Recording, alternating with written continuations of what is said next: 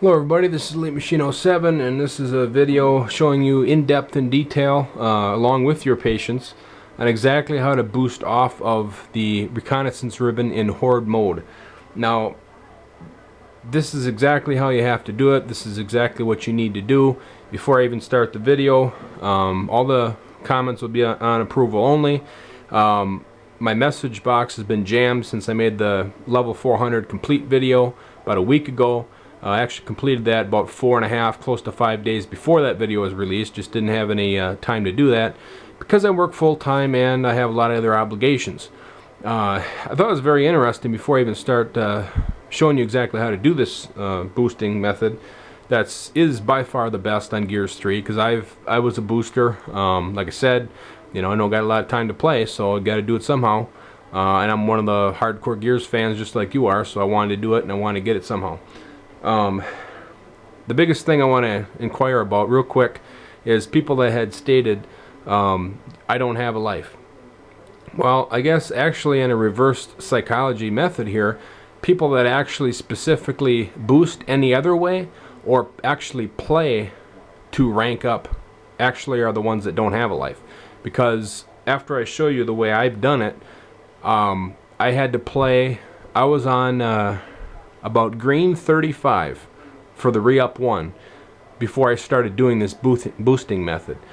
This takes no longer than 10 days at the most, very most, and that's if you start at your default 1. Basically, you can do this in 10 days, probably even no more than that. Probably like 8 or 8.5 days. You could probably do this. You know, if you were at default 1 and went straight to gold wings 400 re-up 3. Probably take you about 8.5, 9 days at tops. So let's get into it. Okay, first off, what you need to do on the main menu screen is you want to log in your secondary controller. I'm going to call this the secondary controller. Okay, so keep with me here. Log in the secondary controller. Now there's an option right here where my finger is. See this? It says login guest. Hit Y on your secondary controller. On your primary controller, hit A. Okay. Now before I get any farther, you have to have a remote like this, a turbo controller remote. Okay, you have to have this. This is a Daytail brand. Okay, it's called Daytail TurboFire Controller 2. It's a TurboFire 2 controller made from Daytail. I picked it up at Walmart with tax. It was like $42. Super cheap. I had to get a new remote anyway, so I figured why not get this one if I'm doing it right away anyway. You have to have a turbo controller remote to do this. Okay, don't even try it any other way. I've tried all the methods on boosting. As you see in the level 400, there's no other way to do it. Okay, now here my finger again, login guest, hit Y on your secondary controller. Okay, and here zoom in a little bit, go down to Xbox Live and then hit select. Okay, now we'll back out a little bit. Okay, and then what you want to do is hit A to accept it. Hit A to accept on your primary controller, and all you're basically doing here is logging in your secondary controller so you have two controllers active. Okay, your primary controller you're going to be boosting off for your main character that you want to have your higher XP for, and then just dummy character I call it. Okay, now as you can see, we have Elite Machine 07 and Elite Machine in parentheses 1. Okay, now you want to go down to Horde mode, hit select, go down to private, hit select, difficulty casual, start wave 1, enable mutators, yes. Okay, now I'm assuming you have no mutators or maybe hardly any. Okay, now this is the mutator you have to have. There's no other way around it. Trust me on that. I've done everything I can to try to get around it. There's no way around it.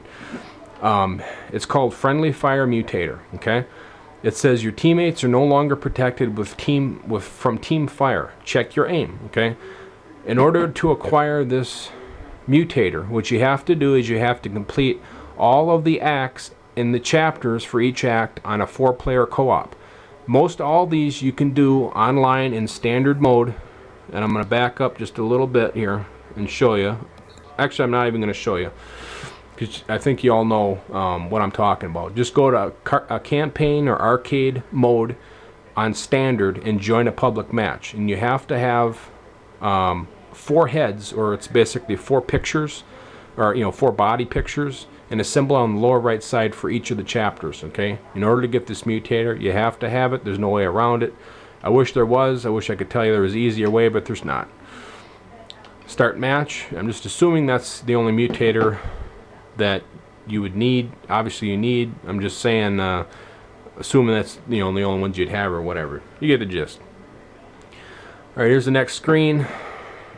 And again, this is not the best quality I have for my videos. I just have to do this because you'll see in a little while that I have to have a form of an external recording for this video in order to show you what I'm doing.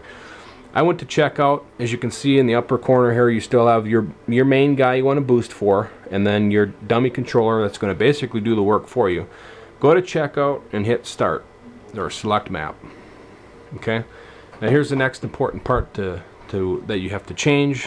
Where your weapons are right here. Right now this is a Lancer, a Gnasher, a Lancer, and the Gnasher. And your secondary guy right here, you have to change the weapons to something different. Okay. Okay, now I got the sawed-off listed, and I got the hammer burst listed. Okay, you have to have these separate guns versus the ones here. Okay, because it won't register as picking up a spotted weapon. I don't know why, just the way it is. Now hit start the match. Do apologize if this video is longer, but I have to explain in detail because I'm telling you, there's some things that when you're looking at other people that are boosting using this method, you're gonna get lost. There's no way around it. I mean, I was lost, such as a lot of people that jammed in my message boxes were lost, just as I was when I was trying to figure out how to do this method correctly. So that's why it's going to be fairly long, and that's why I have to do the way I'm doing. So let the match start.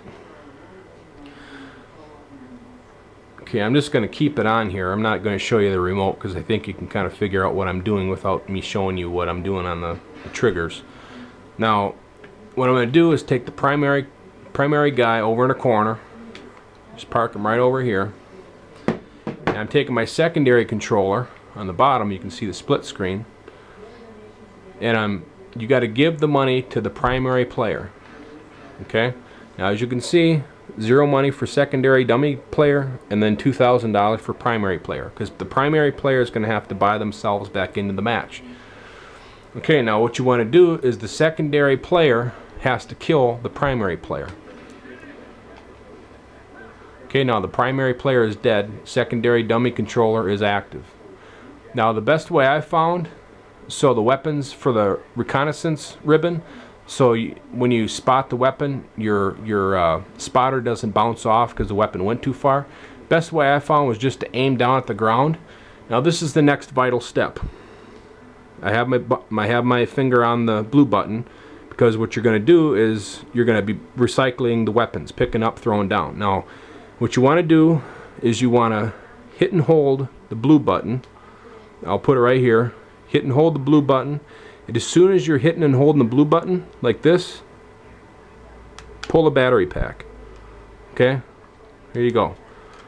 Battery pack here, remote control here for the secondary controller. Okay? As you can see, it's off, right? Now, right now, the secondary controller is doing the work